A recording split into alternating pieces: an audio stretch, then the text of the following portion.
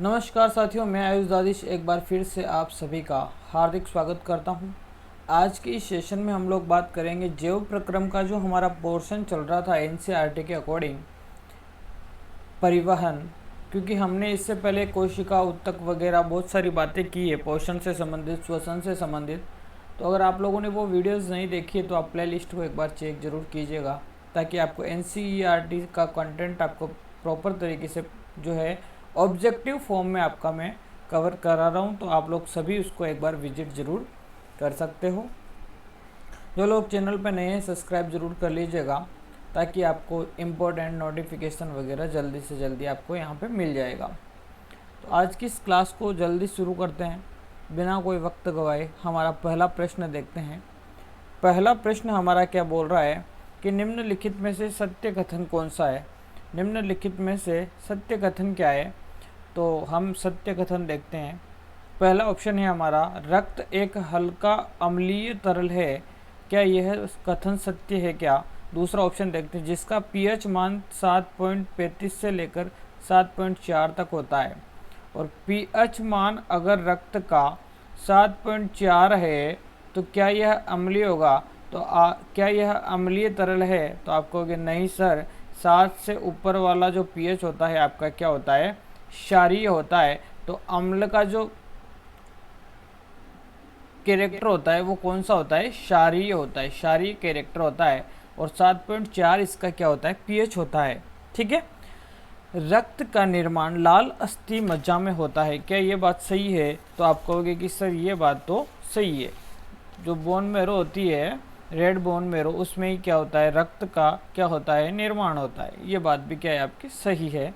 सत्य कथन ही हमें पूछा है, भ्रूण अवस्था में या फिर नवजात शिशुओं में रक्त का निर्माण प्लीहा में होता है। बिल्कुल सही बात है। वैसे तो रक्त का निर्माण किस में होता है, रेड बोन मैरो में होता है। ठीक है। लाल अस्थि मज्जा में होता है। ठीक है ना, लाल अस्थि मज्जा में होता है। बट जब शिशु भ्रूणावस्था में होता है या नवजात शिशु होते हैं, उस समय रक्त का निर्माण किस में होता है, स्प्लीन में होता है, प्लीहा में होता है। ठीक है, ये बात सही है। तो आपका 1 सही है, 3 सही है और ऑप्शन 4 सही है। सॉरी 2 सही है, पहला गलत है ना, पहला गलत है, दूसरा तीसरा और चौथा सही है। तो ऑप्शन नंबर बी यहाँ पर सही हो जाएगा आपका आंसर। अगले प्रश्न की ओर हम बढ़ेंगे। अगला प्रश्न हमारा जो है, निम्नलिखित में से सत्य कथन नहीं है। यहाँ पर क्या पूछा है, इनमें से सत्य कथन कौन सा नहीं है। तो हम देखते हैं, रक्त का अध्ययन हीमेटोलॉजी में किया जाता है। बिल्कुल सही बात है। जो रक्त का जो अध्ययन होता है, ब्लड की जो स्टडी होती है, वो आपकी किस में की जाती है, ब्लड स्टडी आपकी किस में की जाती है, हीमेटोलॉजी में की जाती है। ठीक है, ओके। पहला बात तो सही है। रक्त निर्माण की क्रिया हीमोपोइसिस कहलाती है, ये बात भी सही है। जो ब्लड जो बनता है उस प्रोसेस को हम कहते हैं हीमोपोइसिस। रक्त का रंग लाल जो होता है हीमोग्लोबिन के कारण होता है, ये बात भी सही है।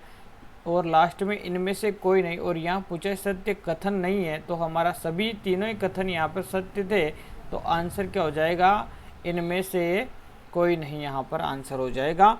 अगले प्रश्न पर हम लोग चलेंगे।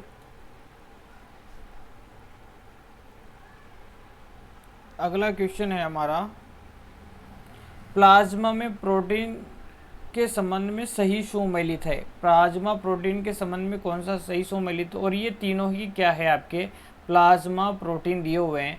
पहला है एल्बुमिन, जो कि क्या करता है आपका परासरण दाब उत्पन्न करता है। किस में करता है, परासरण दाब। रक्त में परासरण दाब का नियंत्रण कौन करता है आपका, प्लाज्मा प्रोटीन करता है। कौन सा, एल्बुमिन प्लाज्मा प्रोटीन क्या करता है, रक्त में परासरण दाब उत्पन्न करता है। ठीक है, दूसरा सही है। ग्लोब्यूलिन अल्फा बीटा और गामा, अल्फा बीटा और गामा प्रतिरक्षा में सहायता करता है। बिल्कुल सही बात है। ये जो ग्लोबुलिन जो प्रोटीन है, ग्लोबुलिन जो इसका अल्फा और गामा और बीटा तीनों प्रकार के होते हैं ये, और तीनों ही क्या करते हैं, प्रतिरक्षा उत्पन्न करने में सहायता करते हैं।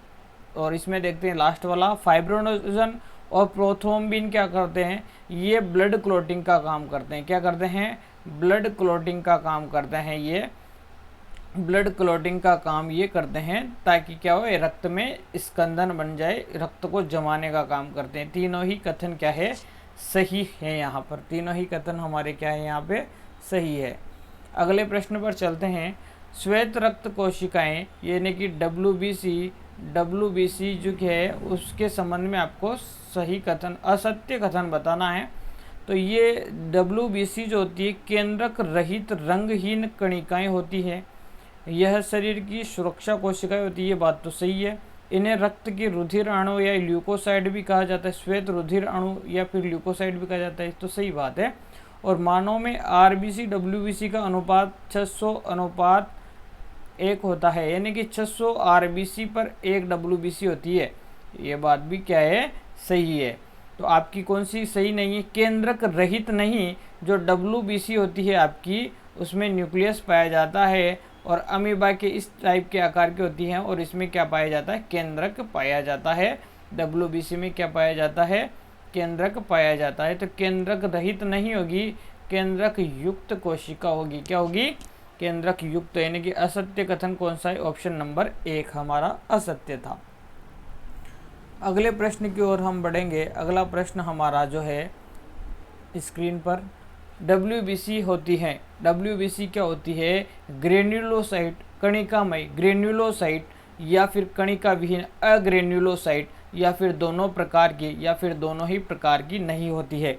तो अभी हमने थोड़ी, अगर आपने पढ़ी होगी डब्ल्यूबीसी के बारे में बातें, तो आपने देखा होगा कि एक प्रकार तो होता है कणिकामय, ठीक है, और एक प्रकार आपका होता है कणिका विहीन। कौन सा प्रकार होता है, कणिका विहीन प्रकार होता है। फिर इनके सब टाइप्स होते हैं, फिर इनके क्या होते हैं, सब टाइप होते हैं, जिनमें आपको एक देखने को कणिकामय में आपको देखने को मिलेगा न्यूट्रोफिल। कौन सा फिल,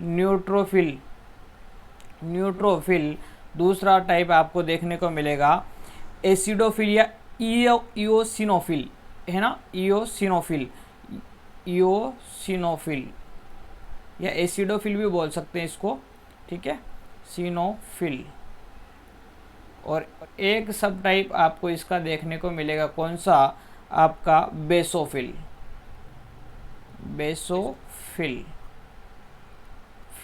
ठीक है। अगर मैं कणिका विहीन में बात करूं तो कणिका विहीन भी 2 सब टाइप्स में बटी हुई है। एक होता है मोनोसाइट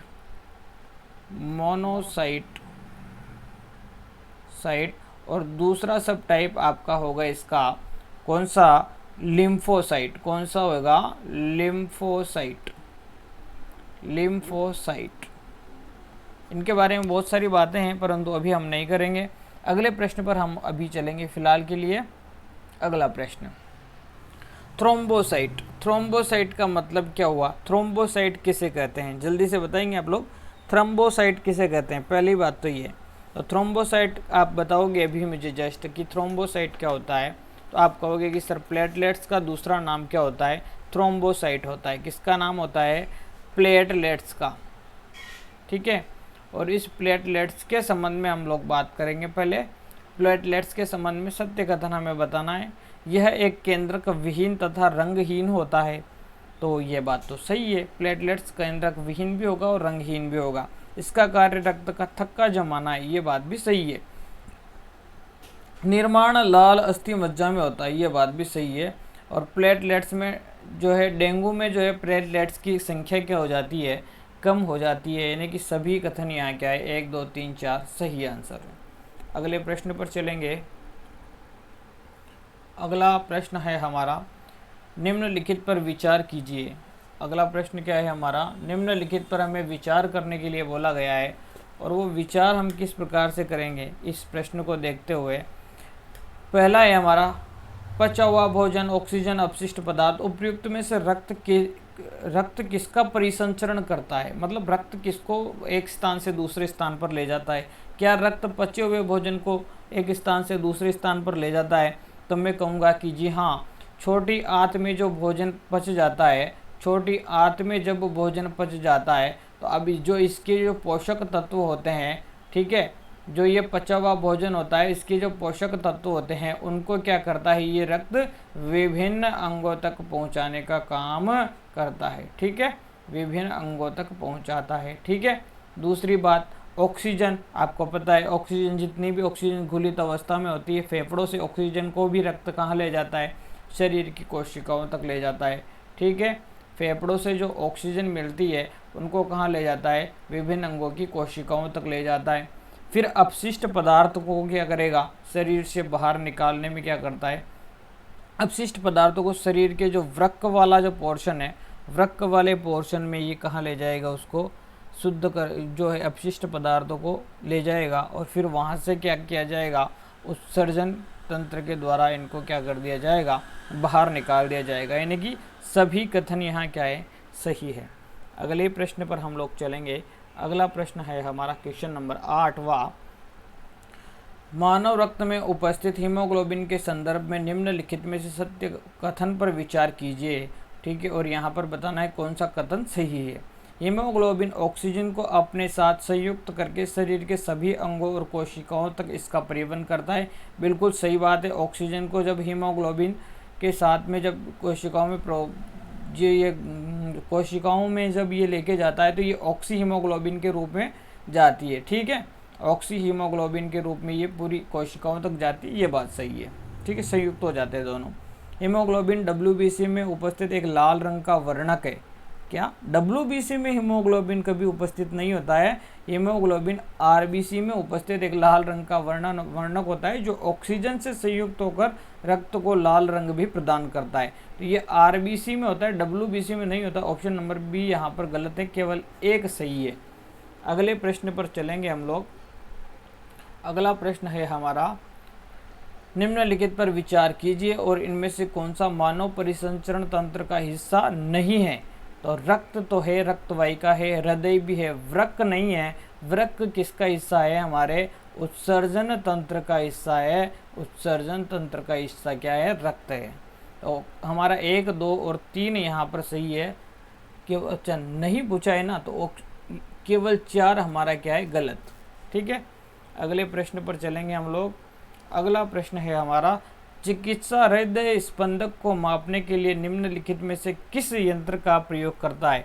चिकित्सक हृदय स्पंदन को, मतलब हृदय की धड़कन को मापने का जो काम करता है वो किस यंत्र से करता है। हृदय की धड़कन को नापने का काम, और हृदय की धड़कन स्टेथोस्कोप से नापी जाती है। किससे नापी जाती है, स्टेथोस्कोप से।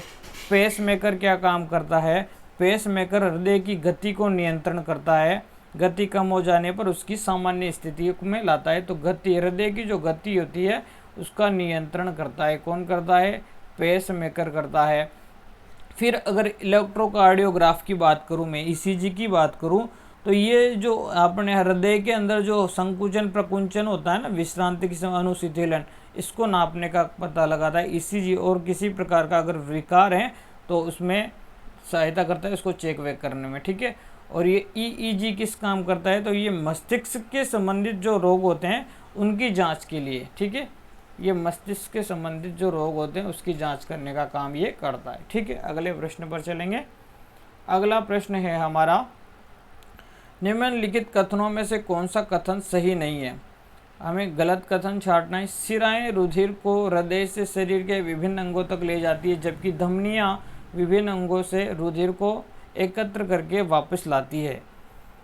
यह बात सही है या गलत है, इसके बारे में आप लोग बताएंगे मुझे। जल्दी से इसका सही आंसर बताओ। क्या शिराएं रुधिर को हृदय से शरीर के विभिन्न अंगों तक लेके जाती है क्या? थोड़ा सा सोचिए, अगर आप सोचोगे तो इसका सही से आंसर निकाल पाओगे। और आप भी कोशिश कीजिएगा ताकि मेरे क्वेश्चन के आंसर देने से पहले आपके दिमाग में क्वेश्चन का आंसर आ जाना चाहिए। जो यहाँ पर शिराएं है ना, रुधिर को हृदय से विभिन्न अंगों तक नहीं ले जाती है। यहाँ पर धमनियाँ जो हैं आपकी, धमनियाँ शरीर से जो रुधिर होता है उसको शरीर के विभिन्न अंगों तक ले जाती है। ठीक है, और विभिन्न अंगों से कौन लाती है, वो शिराएं लेके आती। कौन लेके आती है, शिराएं। तो पहला ही कथन हमारा यहाँ पर गलत हो जाता है और आंसर भी हमारा पहला ही हो जाता है। फिर भी हम दूसरे ऑप्शनों को देखते हैं एक बार क्या है। रुधिर वाहिकाओं में रक्तस्राव होने पर रुधिर में उपस्थित प्लेटलेट्स कोशिकाओं कोशिकाएं रुधिर का थक्का बनाकर उस मार्ग को अवरुद्ध कर देती। बिल्कुल सही बात है, जब भी तो हमारा ब्लड रुक जाता है ना, कहीं पे चोट लगने पर ब्लड कब रुकेगा, जब प्लेटलेट्स थक्का बनाएंगे। और लसिका एक अन्य द्रव्य जो वहन करने में सहायक है, जिसे उत्तक तरल भी कहते हैं। ये ठीक है, पाचित और शुद्रांत द्वारा अवशोषित वसा का वहन लसिका द्वारा ही होता है, ये बात भी सही है। हमारा ऑप्शन नंबर 1 ही यहाँ पर क्या था, गलत था, ऑप्शन नंबर 1 हमारा। अगले प्रश्न की ओर हम लोग बढ़ेंगे। निम्नलिखित परिवर्तनों में से कौन से 2 परिवर्तन तब देखे जाते हैं। हाँ चलो इसको देखते हैं। सामान्य रूप से मैदान में रहने वाले लोगों में तब देखे जाते हैं जब वे अधिक ऊंचाई पर जाते हैं। कौन से 2 परिवर्तन है इनमें से उस जब अगर मतलब कहने का मतलब ये है कि जो नॉर्मल व्यक्ति जब मैदान में रहते हैं, ठीक है, अगर नॉर्मल व्यक्ति जब मैदान में रहते हैं, अगर वो व्यक्ति ऊंचाई या पहाड़ी क्षेत्रों में जाते हैं, ठीक है, तब उनमें क्या परिवर्तन देखे जाते हैं। जब वो 3000 मीटर की ऊंचाई तक चले जाते हैं, ऐसी कंडीशन में उन व्यक्तियों में क्या परिवर्तन देखने को आपको मिल सकता है। यहाँ पर इस प्रश्न का आपको यहाँ पर सही आंसर देना है। और ये प्रश्न जो है बहुत ही शानदार प्रश्न है। ऐसी कंडीशन में क्या होता है, तो आप बताओगे मुझे इसका सही आंसर। ऐसी कंडीशन में क्या होगा, जब भी मैदानों वाले लोग ऊपर जाते हैं तो उनकी क्या होती है, जो आरबीसी होती है ना, उसका उत्पादन बढ़ जाता है। पहला तो क्या होता है, आरबीसी जो होती है उसकी आरबीसी की उत्पादन क्षमता में वृद्धि होती है। क्या होती है, उत्पादन में वृद्धि, ठीक है, आरबीसी की उत्पादन क्षमता में क्या हो जाती है, वृद्धि हो जाती है, ठीक है, क्षमता में क्या हो जाती है, वृद्धि। तो यहाँ पहला ऑप्शन है, आरबीसी के कणिकाओं के आकार में वृद्धि नहीं होती है, उनकी उत्पादन में वृद्धि हो जाती है। आरबीसी का जो उत्पादन होता है, ये दूसरा तो सही है। श्वसन दर में वृद्धि हो जाती है। तो जब आरबीसी का जो है, अब वहाँ पे क्या है, ऊंचाई में जैसे इंसान जाएगा तो वहाँ पे ऑक्सीजन में कमी आएगी, ठीक है, ऑक्सीजन में कमी आएगी तो आदमी को क्या करना पड़ेगा, ऑक्सीजन में कमी आएगी तो वहाँ पर क्या होगी, व्यक्ति की श्वसन दरें बढ़ जाएगी, ठीक है, ताकि श्वसन दर बढ़ेगी ना, तो श्वसन दर जब बढ़ेगी, दर को बढ़ानी पड़ेगी क्योंकि ऑक्सीजन की कमी है, और दर बढ़ाएगा तब जाके क्या होगी, ऑक्सीजन की पूर्ति होगी, ठीक है। तो दूसरी चीज़ क्या है, यहाँ पर आपकी श्वसन दर में वृद्धि हो जाएगी, ठीक है, श्वसन दर में वृद्धि हो जाएगी। अब ये कह रहा है थ्रोम्बोसाइट की संख्या में वृद्धि हो जाएगी। अगर ऐसा होगा तो खून ही जम जाएगा, खून जम जाएगा, और खून जम गया तो व्यक्ति ऊपर जाते क्या हो जाएगा, राम जी को प्यारा। तो ये भी नहीं हो सकता, ठीक है। तो आपका दूसरा और तीसरा ऑप्शन नंबर ए में सही देखने को यहाँ पर मिल रहा है। अगले प्रश्न की ओर हम लोग बढ़ेंगे। अब ज़बरदस्त प्रश्न आ रहे हैं सारे के सारे। हाँ, रक्त वाहिनिकाओं में रक्त का थक्का किसकी उपस्थिति के कारण नहीं बनता है। विटामिन के रक्त का थक्का बनाने में मदद करता है। फाइब्रिनोजन, अब ये देखा था हमने, प्लाज्मा प्रोटीन रक्त जमाने में काम में लेते हैं इसको। थ्रोम्बिन, ये भी रक्त जमा, ये तीनों क्या करते हैं, रक्त को जमाने का काम करते हैं। और ये हिपेरिन जो है ना, ये रक्त को जमने से रोकता है, जमने से रोकता है, ठीक है, जमने से रोकता। कौन, हिपेरिन, ऑप्शन नंबर 1 यहाँ पर सही है। अगले प्रश्न की ओर हम लोग बढ़ेंगे। निम्नलिखित में से प्रत्येक की बूंद को 4 अलग अलग स्लाइडों में रखें और इनमें से कौन सी स्कंदित नहीं होगी। ठीक है, देखते हैं हम लोग। अलग अलग जब स्लाइड्स रखोगे ना आप, तो यहाँ पे मैं एक टर्म बता देता हूँ। ये टर्म जो है ना, रक्त सीरम, इसमें क्या होता है, जो रक्त के जो क्लॉटिंग, ब्लड क्लॉटिंग जितने फैक्टर होते हैं, ठीक है, ब्लड क्लॉटिंग जो फैक्टर होते हैं, ठीक है, ब्लड क्लॉटिंग फैक्टर इनको हटाने के बाद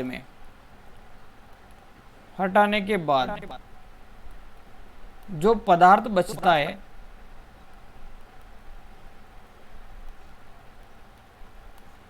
वो क्या कहलाता है, वो कहलाता है सीरम। क्या कहलाता है, सीरम। तो जब ब्लड क्लॉटिंग फैक्टर हट जाएंगे, ऐसी कंडीशन में क्या रक्त जम सकता है, क्या उसमें स्कंदन हो सकता हो, कि आप कहोगे कि नहीं, तो इसका आंसर क्या हो जाएगा, ऑप्शन नंबर ए यहाँ पर हो जाएगा। अगले प्रश्न की ओर हम चलेंगे। अच्छा प्रश्न था। निम्नलिखित कथनों को पढ़ें और सही विकल्प का चयन करें। तो यहाँ पर इनको पढ़ना है आपको और सही विकल्प का हमें चयन भी यहाँ पर करना है प्रश्न नंबर 10 में। ठीक है, प्रश्न नंबर 10 क्या कह रहा है? प्रोथ्रोम्बिन रक्त को थक्का जमाने के लिए आवश्यक होती है। प्रोथ्रोम्बिन रक्त स्कंदन के लिए आवश्यक होती है। ठीक है, सही बात है। दूसरा है प्रोथ्रोम्बिन यकृत में Ca++ की उपस्थिति में संश्लेषित होती है। प्रोथ्रोम्बिन जो है वो रक्त यकृत में जो है आपकी क्या पूछ रहे, यकृत में कैल्शियम आयन की उपस्थिति में संश्लेषित होती है। तो यहाँ पर मैं आपको थोड़ा सा बता दूँ, यहाँ पर एक तो सही है परंतु कथन आपका 2 गलत है कि ठीक है, प्रोथ्रोम्बिन रक्त में स्कंदन के लिए आवश्यक है, लेकिन इसका जो संश्लेषण होता है ना, यकृत में जो संश्लेषण होता है वो विटामिन के का होता है। ठीक है, वो विटामिन के का होता है, ना कि Ca+ का। ठीक है, तो ये ऑप्शन नंबर 1 सही है और कथन 2 यहाँ पर गलत है। ओके, हाँ, ये जो आयन है ना, ये तो आयन है, कैल्शियम आयन की उपस्थिति में इसका संश्लेषण नहीं होता है प्रोथ्रोम्बिन का, विटामिन के की उपस्थिति में होता है। ये इंपॉर्टेंट चीज़ है। ठीक है, अच्छा प्रश्न था। अगले प्रश्न की ओर हम लोग बढ़ेंगे। भारतीय रेड क्रॉस सोसाइटी के दिशा निर्देश अनुसार निम्नलिखित में से किस व्यक्ति को रक्तदान करने की सलाह दी जाती है? कौन सा व्यक्ति जो है वो रक्तदान कर सकता है? वह व्यक्ति जिसका स्वास्थ्य अच्छा नहीं हो और शराब और ड्रग्स के प्रभाव में हो, मासिक चक्र, गर्भावस्था हो एवं स्तनपान कराने वाली महिलाएं, स्वस्थ परंतु अविवाहित तथा 35 से कम उम्र की महिलाएं, ऐसे व्यक्ति जिन्हें टीका देकर प्रतिरोधी बनाया गया हो। कौन सा इनमें से जो है रक्तदान की सलाह जिसे दी जाती है वो बताएंगे आप लोग। अच्छा प्रश्न है ये भी, अगर आप इसे सोल्व करने का प्रयास करेंगे। ठीक है, क्वेश्चन नंबर 16 देखो, यहाँ पर जो है आपका क्वेश्चन नंबर जो है किस व्यक्ति को रक्तदान करने की सलाह दी जाती है, तो आप देखेंगे कि जिसका स्वास्थ्य अच्छा नहीं उसे साफ मना कर देंगे, गर्भवती महिलाओं को भी नहीं लेंगे, स्वस्थ परंतु अविवाहित तथा जिनकी उम्र 35 से कम उम्र की महिलाएं, ऐसे व्यक्ति जिन्हें टीका देकर प्रतिरोधी बनाया हो, इसका कोई प्रभाव नहीं पड़ेगा। यहाँ पर आंसर डी यहाँ पर सही हो जाएगा। ठीक है, जो रेड क्रॉस सोसाइटी के जो दिशा निर्देश हैं उसके अकॉर्डिंग आंसर डी यहाँ पर सही हो जाएगा, क्योंकि रक्तदान करने के लिए जो है उपयुक्त व्यक्ति के लिए कुछ दिशा निर्देशों की इन्होंने सिफारिश की थी, और जीवित वैक्सीन से प्रतिरोधी व्यक्ति उनमें से एक है। जो जीवित वैक्सीन जो प्रतिरोधित व्यक्ति है, इम्यूनाइज्ड जो व्यक्ति है, उनमें से एक, ये आंसर इसका बिल्कुल सही होगा। ठीक है, यहाँ पर ऐसी कोई क्राइटेरिया नहीं रखा गया है कि 35 से कम उम्र की अविवाहित स्त्रियाँ जो है वही रक्तदान कर सकती है। बाकी ये चीज़ सही है कि कोई इम्यूनिटी बढ़ाने के लिए अगर किसी को टीका दिया गया है तो इसका मतलब ये नहीं है कि वो रक्तदान नहीं कर सकता है। ठीक है, ये सही हुआ, आंसर नंबर डी सही है यहाँ पर। ठीक है, अच्छा प्रश्न था, थोड़ा सा कंफ्यूजिंग था, बाकी प्रश्न अच्छा था। निम्नलिखित में से क्या है यहाँ पर पूछा है, आपका गलत कथन कौन सा है? यहाँ पर गलत कथन आपको बताना है। ठीक है, तो रक्त में पाई जाने वाली सभी कोशिकाओं में इरिथ्रोसाइट सबसे कम प्रचुर मात्रा में पाई जाती है, सबसे अधिक मात्रा में ही इरिथ्रोसाइट पाई जाती है। यही बात क्या है यहाँ पर गलत है, ऑप्शन नंबर 1 यहाँ पर सही है। यहाँ पर दूसरा ऑप्शन भी देखेंगे, जो आरबीसी होती है वो 5.5 मिलियन तक होती है, तो ठीक है, ये तो बात सही है। और वयस्कों में आरबीसी का निर्माण अस्थि मज्जा में होता है, सही है। मैमल्स में जो आरबीसी होती है वो केंद्रक रहित होती है, सही बात है, आरबीसी में केंद्रक नहीं पाया जाता है मुख्यतः मैमल्स में। परंतु ऊंट और लामा ऐसे जंतु है, ऊंट और लामा, जिनकी आरबीसी में क्या पाया जाता है, केंद्रक पाया जाता है। ये थोड़ा सा याद रख लेना, केंद्रक पाया जाता है। ये दोनों अपवाद हैं, ऊंट और लामा। और स्पेशली कैमेलिडी कुल भी लिखा हुआ आ सकता है, कैमेलिडी कुल, कैमेलिडी कुल के जो जीव हैं, कैमेलिडी कुल के जीव, उनके आरबीसी में क्या पाया जाता है, केंद्रक पाया जाता है। क्वेश्चन नंबर 18 हमारा, अज्ञात रक्त समूह वाले सड़क दुर्घटना में एक रोगी को त्वरित रक्त आदान की आवश्यकता है। उसका एक चिकित्सक मित्र अपने रक्त को तुरंत उस पीड़ित को दान करने के लिए प्रस्ताव देता है। तो दाता का रक्त समूह क्या था? आपको पता है, ओ अगर कोई ब्लड ग्रुप है तो वो यूनिवर्सल डोनर होता है, सार्वत्रिक दाता होता है वो किसी को भी क्या दे सकता है, रक्त दे सकता है। और ओ में भी जो ओ नेगेटिव वाला होता है वो रियल यूनिवर्सल डोनर होता है, ठीक है, रियल यूनिवर्सल डोनर होता है। तो रक्त समूह ओ यहाँ पर होगा।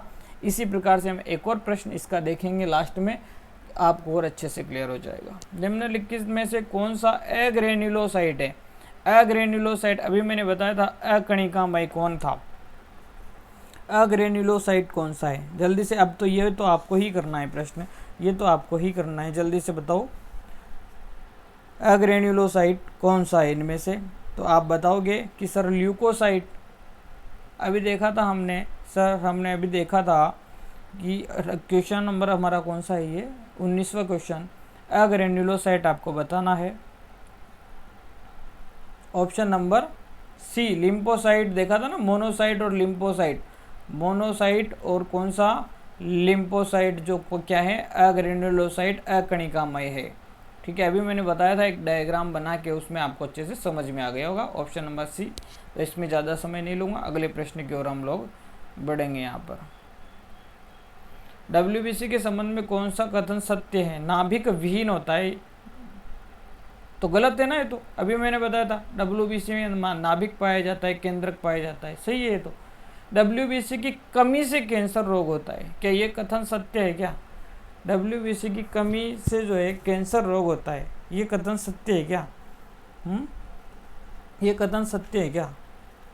तो आप कहोगे कि सर नहीं, WBC की जो अनियमित जब वृद्धि हो जाती है, अनियमित जब वृद्धि हो जाती है, तब आपका कौन सा कैंसर हो सकता है? ब्लड कैंसर हो सकता है। कौन सा कैंसर हो सकता है? ब्लड कैंसर हो सकता है। ऐसी कंडीशन में जब क्या हो, WBC की संख्या में क्या हो जाती है? अनियमित वृद्धि हो जाती है। क्या हो जाती है? अनियमित वृद्धि हो जाती है, ठीक है। और यहाँ पर देखते हैं ऑप्शन नंबर सी हमारा, ऑप्शन नंबर सी क्या कह रहा है? केवल थाइमस में ही निर्मित होती है, नहीं, पूरे रेड बोन मेरो में जो है अस्थि मज्जा में कहीं से भी आपकी ये जो है बन सकती है WBC, ठीक है। रक्त कोशिकाओं से निकल सकती है, ये बात सही है, रक्त कोशिकाओं से WBC निकल सकती है, ठीक है, क्योंकि ये अपनी आकृति को परिवर्तित कर सकती है, ठीक है। इस ये रीजन है, आकृति में क्या कर सकती है? चेंजेज कर सकती है। और ये आकृति के चेंजेज होने के कारण ये अपने जो किसी भी रूप में अपने को ढाल सकती है, अमीबा की तरह होती है ना, तो ये क्या कर सकती है? रक्त कोशिकाओं से निकल सकती है, गति कर सकती है। और इस प्रक्रिया को क्या करते हैं? जो WBC किसी रक्त कोशिकाओं से निकलती, इस प्रोसेस को क्या कहते हैं? इस प्रोसेस को कहते हैं डाई एपिडेसिस। क्या कहते हैं? डाई एपिडेसिस, एपिडेसिस कहते हैं, ठीक है। जब WBC किसी रक्त कोशिकाओं से जब निकलती है, इस प्रोसेस को कहते हैं डाई एपिडेसिस प्रोसेस। अगले प्रश्न की ओर चलेंगे हम लोग। परिसंचरण तंत्र में धमनियों का प्राथमिक क्या कार्य है? जो हमारा परिसंचरण तंत्र है वो उसमें धमनियाँ क्या करती है? तो धमनियाँ हमने देखा था कि शरीर की ऑक्सीजन युक्त रक्त को क्या कराती है? विभिन्न कोशिकाओं तक पहुंचाने का काम कौन करती है? आपकी धमनियाँ। ये अभी हमने देखा था थोड़ी देर पहले, जस्ट इस प्रश्न का आंसर अभी अभी आपको याद आया होगा, क्योंकि हमने डिस्कस भी किया था। और ये थोड़ा सा रिवीजन भी हो जाता है, हल्के फुल्के क्या है, छोटे क्वेश्चन डालने से क्या हो जाता है? रिवीजन हो जाता है। तो ये चीज़ें बनी रहती है दिमाग में, है ना, कि धमनियों का क्या कार्य है। धमनियों का कार्य अभी हमने बताया था, डिस्कस किया था साथ में, ठीक है। अगले प्रश्न पर चलते हैं। ऑप्शन नंबर 1 सही है ना? हाँ, अगले प्रश्न पर हम लोग चलेंगे, अगले प्रश्न पर हम लोग चलेंगे। अगला प्रश्न है, मानव परिसंचरण तंत्र का दूसरा नाम तंत्रिका तंत्र नहीं है, श्वसन प्रणाली, हृदय प्रणाली है। हृदय प्रणाली को इसको भी नहीं बोल सकते। तो ऑप्शन के अकॉर्डिंग आंसर यहाँ पर ये होगा जो स्क्रीन पर दिखाया गया है, ठीक है। हाँ जी, अगले प्रश्न पर हम लोग चलेंगे। 23 हमारा क्वेश्चन है, निम्नलिखित में से कौन सा युग्म दोहरा परिसंचरण जो है पथ जो है आपका, हाँ, किस युग्म में दोहरा परिसंचरण पथ होता है? ये प्रश्न है, अच्छा प्रश्न है, शानदार। इसका आंसर आप लोग दोगे, इसका आंसर आप लोग दोगे मुझे, जल्दी से इसका आंसर दें सभी, ठीक है। हाँ चलो, इसका आंसर उभयचर और स्तनधारी, पक्षी और स्तनधारी, सरीसृप और स्तनधारी, मछली और पक्षी। तो इसका सही आंसर है पक्षी और स्तनधारी। इनमें दोहरा परिसंचरण तंत्र पाया जाता है। ठीक है, 2 बार जो है ब्लड जो है हृदय में से निकलता है, उसे कहते हैं दोहरा परिसंचरण तंत्र। अगर मैं बात करूं यहाँ पर मछली की, तो मछली में जो है आपका वो कौन सा परिसंचरण पथ होगा? एकल। कौन सा होगा? एकल परिसंचरण पथ होगा। ठीक है जी, अगले प्रश्न की ओर चलेंगे हम लोग। अगला हमारा प्रश्न है, किस प्रकार के रक्त समूह को सार्वभौम दाता के रूप में जाना जाता है? तो अभी हमने बात की थी रियल यूनिवर्सल डोनर की, तो ये आएगा इसमें ओ नेगेटिव। अगले प्रश्न पर चलेंगे, सीधा प्रश्न पहले पढ़ा हुआ भी है। रक्त एक प्रकार का क्या है? तरल संयोजी ऊतक है। इसको ऊतक में टिश्यू में हमने अच्छे से डिस्कस भी किया था कि तरल संयोजी ऊतक का उदाहरण है रक्त। और भी काफ़ी सारी चीज़ें देखी थी उसमें, उस क्लास को आप देखोगे और भी अच्छे से समझ में आ जाएगा। हाँ, ये प्रश्न अच्छा है। मानव शरीर में रक्त में से अशुद्धियों को छानकर अलग कौन करता है? हृदय, फेफड़े, गुर्दा या फिर आंत? तो इसका सही आंसर क्या है? छानकर अलग करना। किसको? अशुद्धियों को। तो ये काम करता है किडनी, गुर्दा। ठीक है, ये मुझे पता है आप लोग गलत करने वाले हो, ये किडनी इसमें सही आंसर आएगा। अगले प्रश्न पर चलेंगे, घूम जाओगे नहीं तो ऐसे तो आप हृदय, क्योंकि टॉपिक देख के दिमाग में हृदय आया होगा 100%। हृदय का काम क्या है? ऊतकों को ऑक्सीजन पहुंचाना, ऊतकों से कार्बन डाइऑक्साइड लेके आना और अपशिष्ट द्रव्यों को उत्सर्जन करना। उत्सर्जन नहीं करेगा, ऊतकों से कार्बन डाइऑक्साइड नहीं ले जाएगा, ऊतकों से ऑक्सीजन, ये रुधिर को पंप करने का काम करेगा विभिन्न अंगों में। मोस्ट इंपॉर्टेंट काम तो यही है। अगले प्रश्न पर चलेंगे, कोई भी प्रकार के रक्त वाला व्यक्ति, ठीक है, भी प्रकार का कोई रक्त वाले आकस्मिक संकट में किसी प्रकार के रक्त वाले व्यक्ति को रक्तदान कर सकता है। एक तो बी वाला किसको करेगा? बी को। और कौन ले सकता है सबका रक्त? ए बी, बी और ए बी, ए बी या बी दोनों ही सही है ना? ए बी को दे सकता है या फिर ए बी वाले को दे सकता है, बी वाला डोनर। ठीक है ना, ये तो याद होगा आपको। आरएच कारक किसके नाम पर से संबंधित है? तो आरएच कारक किसके नाम से संबंधित है? रिसस बंदर नाम था एक, रिसस बंदर। ठीक है, कार्ल लैंडस्टीनर का नाम आपको याद आ रहा होगा इससे, रिसस बंदर। ठीक है, रिसस बंदर। ओके, अगले प्रश्न पर चलेंगे। आज का लास्ट प्रश्न ये, रक्त का वह भाग जिसमें 92% जल होता है, शेष भाग में 8% में प्रोटीन, खनिज, हार्मोन सभी पाए जाते हैं। तो आपको याद आ रहा होगा प्लाज्मा। ठीक है, प्लाज्मा में 92% क्या पाया जाता है? जल। बाकी के क्या पाए जाते हैं? सॉल्ट्स वगैरह पाए जाते हैं। प्लाज्मा इसका सही आंसर है। आज की क्लास में सिर्फ इतना ही। अभी के लिए बहुत बहुत धन्यवाद, बहुत बहुत आभार। इसी प्रकार निरंतर आप लोगों का साथ बनाए रखें। बहुत बहुत आभार।